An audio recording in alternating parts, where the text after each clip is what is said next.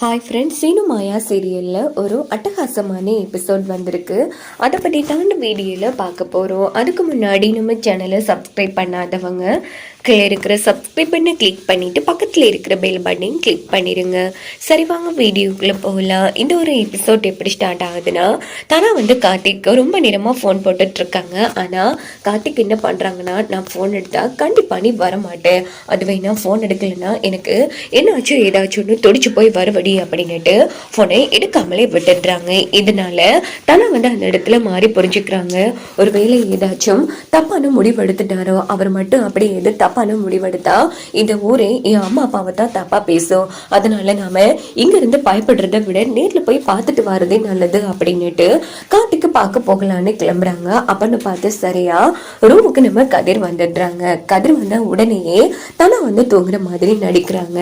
இங்க பார்த்தோம்னா இந்த பக்கம் நம்ம மாயாவை தான் காமிக்கிறாங்க. மாயா தாலியை பார்த்து ரொம்ப சந்தோஷப்பட்டுட்டு இருக்காங்க. அப்ப சீனு என்ன தாலியை பார்த்து ரொம்ப சந்தோஷப்படுற போல பெருசா சொன்னேன், எனக்குள்ள இருக்கிற காதல் வெளிப்படும் அதுன்னு இங்க பாரு, இந்த காலத்துல நான் உன்னை ஏத்துக்கவே மாட்டேன் அப்படின்னு சீனு சொன்னதும் மாயா சீனு கிட்ட போயிட்டே இருக்காங்க. இங்க பாரு, வேணா கை பட்டுச்சு அவ்வளவுதான் அப்படின்னு சீனு பயப்படுறாங்க. பார்த்தா மாயா போன் எடுக்கிறாங்க. உடனே சீனு அப்பா குப்புன்னு வேர்த்தடிச்சு அப்படின்னு சொல்லி பாஞ்சு போய் தூங்கினதும் மாயா சிரிச்சுட்டே படுக்கிறாங்க.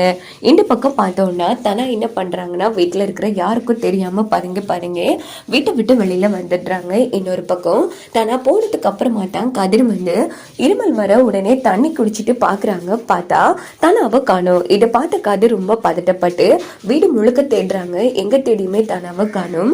நேரா மாயா ரூமுக்கு மாயாவுக்கு சின்ன கல்லால எரிஞ்சு மாயாவை எழுப்பி விடுறாங்க. உடனே மாயா வெளியில என்ன ஆச்சு கதிர் அப்படின்னதும் தனாவை காணும். எல்லா இடமும் தேடி பார்த்துட்ட மாயா அப்படின்னதும் கண்டிப்பா அந்த கார்த்திக் தான் எது பண்ணிருப்பான், சரிவா பாக்கலாம் அப்படின்னுட்டு ரெண்டு பேரும் பேசிட்டு இருக்கும் போது ஜானகி வந்துடுறாங்க. ஆமா, இந்த டைம்ல இங்க இருந்து ரெண்டு பேரும் என்ன பேசிட்டு இருக்கீங்க அப்படின்னதும் அதெல்லாம் ஒண்ணு இல்ல பெரியம்மா அப்படிங்கிறாங்க. உடனே ஜானகி, இல்ல ரெண்டு பேரும் ஏதோ மறைக்கிறீங்க சொல்லுங்க அப்படின்னதும் தனவ காணும் அப்படின்னு கதிர் சொன்னதும் ஜானகி பயப்பட ஆரம்பிக்கிறாங்க.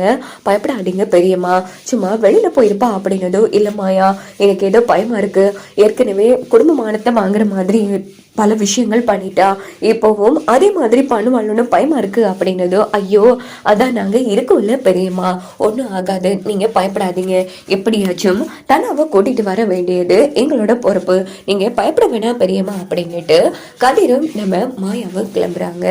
அப்படின்னு பார்த்துதான் அந்த இடத்துக்கு நம்ம ரமணி பாட்டி ஜானகி என்ன இங்கே நின்றுட்டு இருக்க, ஆமா என்ன ஆச்சு அப்படின்னதும் சும்மா தான் அது தண்ணி குடிக்க அப்படின்னு சமாளிச்சுட்டு ஜானகி அங்கிருந்து போயிடுறாங்க. இந்த பக்கம் கதிர் அப்படின்னா தன்னா உண்மையிலேயே காட்டுக்கிட்டா பார்க்க போயிருக்காளா அப்படின்னு கேட்குறாங்க.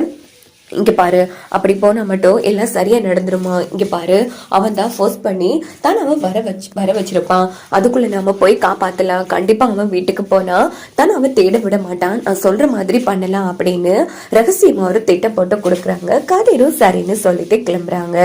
இந்த பக்கம் தானா ரோட்ல நடந்து போயிட்டு இருக்கும் போது பின்னாடி சிவா வராங்க. இந்த பொண்ணு என்ன தனி நடந்து போறா, தனா மாதிரி ஒரு கேசரி என்ன இதுன்னு பாக்கலாம் அப்படின்னுட்டு சிவா பைக்ல கிளம்பலான்னு எடுக்கிறாங்க. பைக் சரியாகல. உடனே பைக்கை அந்த இடத்துல வச்சுட்டு பின்னாடி ஃபாலோ பண்ணிட்டு போறாங்க. தானா சிவாவை பார்த்து ஒரு மரத்துக்கு பின்னால மறைச்சிக்கிறாங்க. அப்போ அந்த மரத்துக்கிட்ட நெளிற ஒரு பொருள் தனோட காலை கடிச்சிருது. இதை தானா கவனிக்க இல்லை. இந்த பக்கம் சிவாட கண்ணில இருந்து படாம எஸ்கேப் ஆகி தானா கார்த்திக் வீட்டுக்கு வந்துடுறாங்க. கார்த்திக் கையை பிடிச்சு உள்ள அழைச்சிட்டு வராங்க. என்ன பண்ணிட்டு இருக்கீங்க, ஆமா எத்தனை வாட்டி போன் பண்ண, ஏன் போன் எடுக்கல அப்படின்னதும் அதுவா நான் அப்படி போன் எடுத்தா கண்டிப்பா நீ வந்திருக்க மாட்டேன், என்னால உன்னை பார்க்காம இருக்க முடியல தானா, அதான் உன்னை பார்க்க வர சொன்ன அப்படின்னதும் படிச்சவங்க தானே, அன்னைக்கு உங்களை இவ்வளவு கஷ்டப்பட்டு உங்க வீட்டாளுங்க காப்பாத்தினாங்க, மறுபடியும் இப்படி ஒரு முடிவு எடுக்க போறீங்கன்னா அறிவில்லையா அப்படின்னு திட்டிட்டு இருக்காங்க. நீ இல்லாம என்னால வாழவே முடியல, நாம நினைச்சா நம்ம வாழ்க்கையா ஆரம்பிக்கலாம் அப்படின்னு கார்த்திக் பேச்சு கொடுத்துட்டு கையில ஒரு பொருள் வச்சிருக்காங்க. அது தானா உடம்புல ஏத்துனா தானா சுயநினைவுக்கு இல்லாம போவாங்க. சோ அதை எப்படியாச்சும் தானா உடம்புல ஏத்தணும்னு பாக்குறாங்க. ஆனா முடியல கார்த்திகால. இந்த பக்கம் தானா நடக்காது, எதுவும் நடக்காது அப்படின்னதோ அப்படின்னா கதிர் கூட சேர்ந்து விரும்பி வாழ்றியா அப்படின்னு கதிர் கார்த்திக் கேக்குறாங்க. இல்ல, என் அம்மா அப்பாவோட கௌரவத்துக்காகத்தான் வாழ்றேன், என் ஆசைகள் எல்லாமே புதைக்கப்பட்டுருச்சு, இனி நம்ம பிரிச்சு வாழ்றதா நல்லா அப்படின்னதும் உடனே நம்ம கார்த்திக் மறுபடியும் அந்த கையில வச்சுக்கிற பொருளை போடலான்னு போகும்போதே அந்த நெடிஞ்ச பொருள் கடிச்சதால தனா மயங்கி விழுந்துடுறாங்க. போனை சோபால வச்சிடுறாங்க. உடனே கார்த்திக் இதை வாய்ப்புன்னு தனாவை பெட்ல படுக்க வச்சுட்டு நம்ம தனா கிட்ட தப்பா நடக்கிறதுக்கு முயற்சி பண்றாங்க. உடனே தனா கழுத்துல இருக்கிற தாலியை பார்த்துட்டு இது ரொம்ப டிஸ்டர்பா இருக்கு, இத கழட்டிடலாம் அப்படின்னு முயற்சி பண்ணும்போது செம மாசா அந்த பண்ணை விட்டு கேட்டை ஓபன் பண்ணி நம்ம கதிரும் மாயாவும் என்ட்ரி கொடுக்குறாங்க. இதோட இந்த எபிசோட்